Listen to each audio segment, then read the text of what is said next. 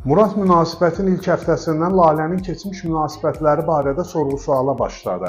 Əvvəlcə suallar sadə idi. Keçmiş sevgilin kim idi? Aranızda nəsə olub? Sən ondan ayrıldın, yoxsa o səndən ayrıldı? Lalənin cavabları Muradı qane etmirdi və narahatlığı hər gün daha da artırdı. Bir gün o sosial mediada Lalənin dostluğunda keçmiş sevgilisini gördü və bərk əsəbləşdi. Onu dostluğundan niyə çıxartmamısan? Məqsədin nədir? Ehtiyat variant kimi saxlayırsan? Lalə dərindən nəfəs aldı və dedi: "Mən sənin yanına gələcəyim üçün gəlmişəm. Əgər sən mənimlə gələcəyə baxa bilmirsənsə, münasibətimiz keçmişdə ilişib qalacaq." Sevgi ilə sahiblənmək arasındakı fərq o qədər incədir ki, bəzən onun fərqinə varmırıq. Biz sevginin bir insana bizə tamamilə aid etdiyini düşünürüksə, biz sevgini yox, mülkiyyəti təsdiqləyirik. İnsan şuuraltı olaraq sahib olduğu hər şeyi qorumaq istəyir. Pulunu, evini, işini, münasibətini, hətta ideyalarını. Qısqanclıq qorxudur, itirmək qorxusu, əvəzlənmə qorxusu, dəyərsizləşmək qorxusu, birdən o başqasını məndən üstün tutar. Amma bu qorxu qarşı tərəfdən yox, insanın öz içindən gəlir. Qısqanclıq sadəcə emosional bir reaksiya deyil, o həm də təkamül yolu ilə insanın qazandığı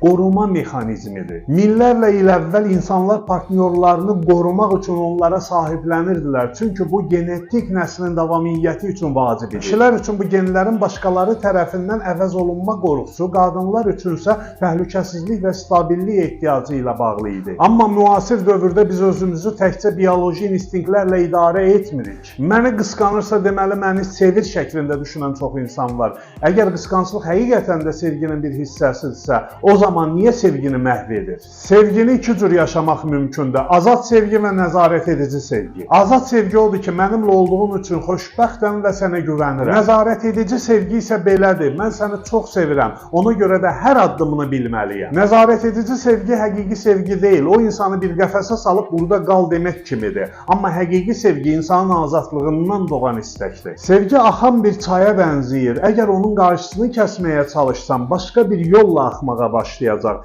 Əgər onu azad buraxsan, öz axarı ilə axacaq. İnsan qorxunun təsiri altında bir şeyi nə qədər çox qorumağa çalışırsa, onu o qədər tez itirir. Sevgi rahatlıq verir, amma qısqanclıq narahatlıq yaradır. Sevgi səni gücləndirir, amma qısqanclıq güvənsiz edir. Sevgi səni azad buraxır, amma qısqanclıq həbs edir. İnsan yalnız qorxduğu şeyi nəzarət altına almağa çalışır. Güvəninin tam olduğu nəyi nəzarətdə saxlayırsan ki? Özünü dəyərli hiss etmək üçün başqasının sevgisinə ehtiyac duyursansa, qısqanclıqdan heç vaxt qurtula bilmərsən. Belə bir sual yaranır. Dünya səni unudarsa, sən dəyərsiz olacaqsan. Yox, bu mənim dəyərimi azaltmaz deyirsənsə, deməli dəyərin başqasının sevgisindən asılı olmamalıdır. Həqiqi dəyəri başqasının təsdiqindən yox, insanın öz varlığından doğar. Bəs qısqanclığı idarə etmək mümkündürmü? Əlbəttə mümkündür. Bunun üçün özdəyər, özgüvən, inanclar və qorxular üzərində zehni çalışmalara ehtiyacınız var. Çünki dünyaya gəldiyiniz gündən münasibətlərlə bağlı yanlış təlqinlərlə proqramlanmısınız. Münasibətlə bağlı zehniyyətinizi dəyişmək üçün natdan faydalanmaq əla seçimdir. Sevgini qorumağın yeganə yolu ona azadlıq verməkdir. Çünki sevgi birinə bağlanmaq deyil,